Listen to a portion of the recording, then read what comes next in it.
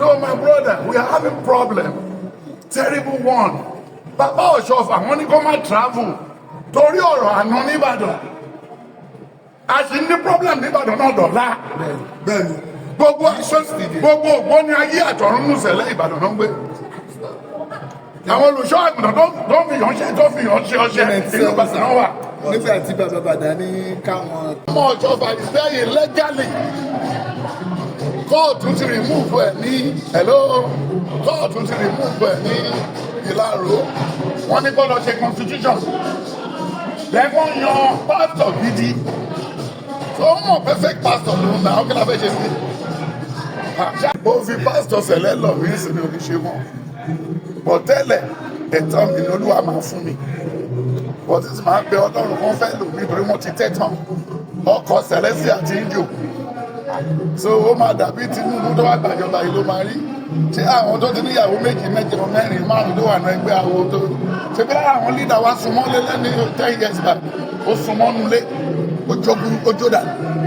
So àwọn ìjọ wèrè níjọ Sẹ̀lẹ̀ ìjọ táwọn torí ẹ̀ pé pọ̀ kọ́pá téèyàn kan lọ ṣùṣùṣùṣù lẹ́nu kan dé jọ́ọ̀jì ẹ̀ ó ní ọlọ́kàn ń kú kí ló wá ẹ̀bù wá ọ̀dẹ̀ ní ẹ̀bù tó fẹ́ ṣe fún ní kò máa lọ ẹnìkan wá síbi lánàá ó lóun wá àánú mo ní wọ́n ṣe tọ́kàwé ẹ̀bù wọlé pàdé ṣe play break ó sálọ.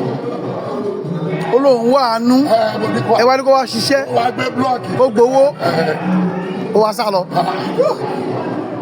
Ìjọ orí Sẹ̀lẹ̀ ìjọ ojoojúmọ́ ni. The original Sẹ̀lẹ̀ is everyday church. Vision tó ń sọ lánàá tó bá tún kúnlẹ̀ lẹ́nu ìlú náà wáyé ìjọ ojoojúmọ́ ni. Ṣùgbọ́n pàdé yẹn bá ti fi gbéraga sí vision nísọ̀kalẹ̀ mọ́. Lọ́dún sọ̀kalẹ̀ meeting lọ́kọ̀ọ̀kan máa bá káàkiri. Ẹ̀jẹ̀ máa tu owó àwọn olówó jẹ àwọn olè. Tí ẹni tí olùṣàgùntàn Sẹ̀lẹ̀ bá kú Sẹ̀lẹ̀ ò lè lọ tún nìyàn lé lórí o. Ó kú gífà ó kú kúyà. Má ní ilé ẹ̀kọ́ ló níjọ orí ẹ̀ bàjẹ́ délẹ̀délẹ̀. Ló wá fi jí o lọ yín fún Sẹ̀lẹ̀. Mo ti ṣe jí òògùn mi. Èmi ni general overseer of Trinity Saint Church of Christ. General overseer of Trinity Saint Church of Christ. I run the church for 3 years.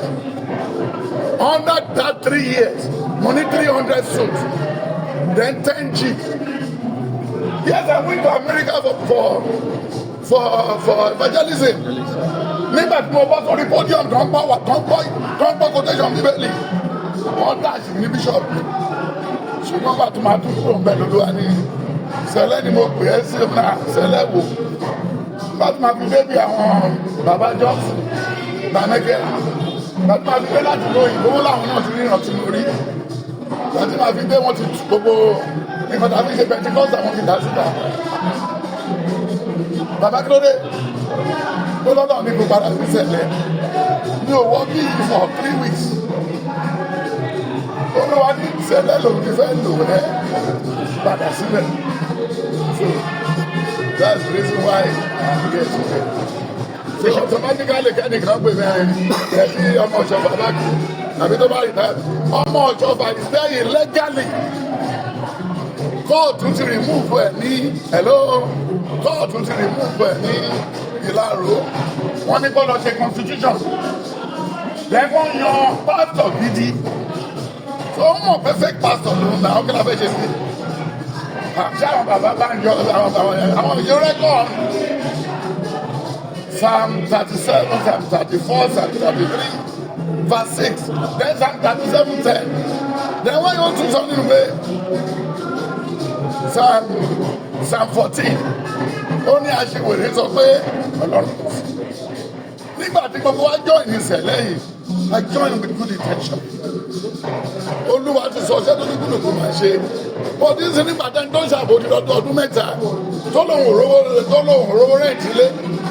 Tó tó wá lọ́lọ́run ti pè wọ́n sí lọ́nà mìíràn yọ̀ pé wèrè ni. Ṣé Ọlọ́run máa fọ́ lẹ́kàn láti lọ fi kọ́ kejì? Ṣé Ọlọ́run máa fọ́ lẹ́kàn kó ti lọ fi kọ́ mi? Jọmọ, ìgbẹ́jọ́ yọ̀ bá ti fi rán bẹ̀rẹ̀, irọ́ ló máa parí ẹ̀. Gbogbo oyè tó ń bà káàkiri yìí sí. Oyè irọ́ ni.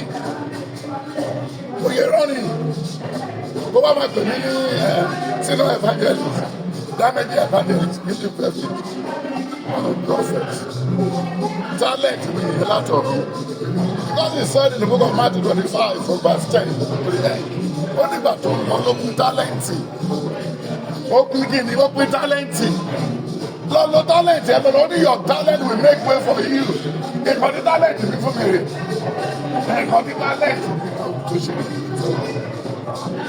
èèyàn ní nítorí ìgbéraga ó ní má torí owó gbòdó nípọ́nra ọ̀rẹ́ mi má torí mọ́tò gbòdó nípọ́nra mo fẹ́ kó mọ̀ dájú wípé ayé làbò ayé là ó fi sí lọ. So my brother, we are having problem terrible one bàbá Ọ̀ṣọ́fà wọ́n ní kó má travel torí ọ̀rọ̀ àná nìbàdàn a sì ní problem nìbàdàn náà dọ̀la bẹ́ẹ̀ni gbogbo ògbóni ayé àtọ̀run nù sẹ̀lẹ̀ Ìbàdàn náà ń gbé àwọn olùṣọ́ àgùntàn tó fi yàn ṣe ọṣẹ inú Ìbàdàn náà wà. nígbà tí bàbá bàdà ní káwọn.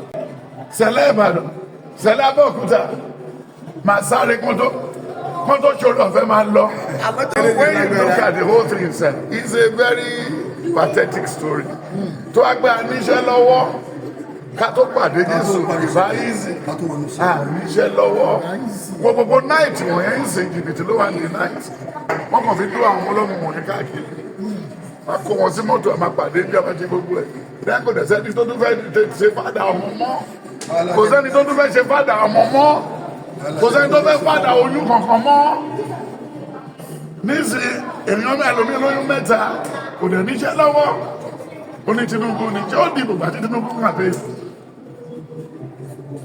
wọ́n fẹ́ pa wọ́n ní mo gbowó lọ́wọ́ ẹ̀ ní ti ṣé nílé gbowó lọ́wọ́ ẹ̀yàn wọ́n pẹ́ $10,000 wá sí wọ́n pẹ́ $100,000 wá sí bí mo ní ká ní ẹgbẹ́ lọ́sí mọ́tò ẹ̀ you have only 2 weeks to live lọ́tọ́jọ́ wọ́n ẹ̀ka kan dẹ̀ka ọmọ ẹ̀ bá wọ́n máa pa ẹ̀sà Àbújá nígbà tó after 2 weeks wọ́n pa ẹ̀sà Àbújá kí ló fẹ́ fi ṣe ẹ̀sà kí ló fẹ́ fowó yìí ṣe tí n bá jí ẹ lówó kí n fẹ́ fi ṣe agro tí mo fi sínú láìfẹ́ yẹn ṣé mi ò ní jìyà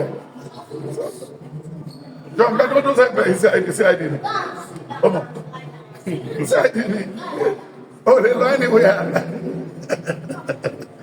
so ó ti wà pẹ̀lú mímí sí 21 years ọ̀gá ní káàkiri o báàdé yẹn ló gbé wá ló mọ̀ pé bàbá àwọn ṣe nìfẹ́ tó bá bá sọ̀rọ̀ tó máa sọ fún ẹ kẹ́rùmù ni o kẹ́rùmù náà bí mi sí o ẹsẹ̀ kí là ń dára wa láàmú fún nǹkan tó lágbára ẹ̀ kó ló lágbára ẹ̀ kò lè work ní ìsìn 2025 ó yẹ kí gbogbo wa ṣe kí Ṣùmálà má wọlé ilẹ̀ Yorùbá mọ́ ni kájẹ́ kó mọ̀ pé àsọ̀bọ̀ ti Tinubu kí Ṣùmálà kó má wọ any part of ilẹ̀ Yorùbá àwọn òsì lè jẹ́. ṣé bó oògùn náà fi gbìn oògùn ọ̀dẹ ẹgbẹ́ bá ṣe kò yẹ kó sọ́nà tó tó ìṣe bí ẹ̀wà àti gbogbo ìjọ̀kúnnú tó ń kó wáyé náà ni bí mọ́rì ìbọn jẹ́rìí kan tó ṣòrí wo kókò ni mo jẹ láàárọ̀ àtọ̀gẹ̀dẹ̀ tó lọ gé ní sáìtì ní tó oúnjẹ alámàlà o. kí ni àwọn náà fi ń gbòòrò tó ń gbé. omi òkú omi mú tó àrìn.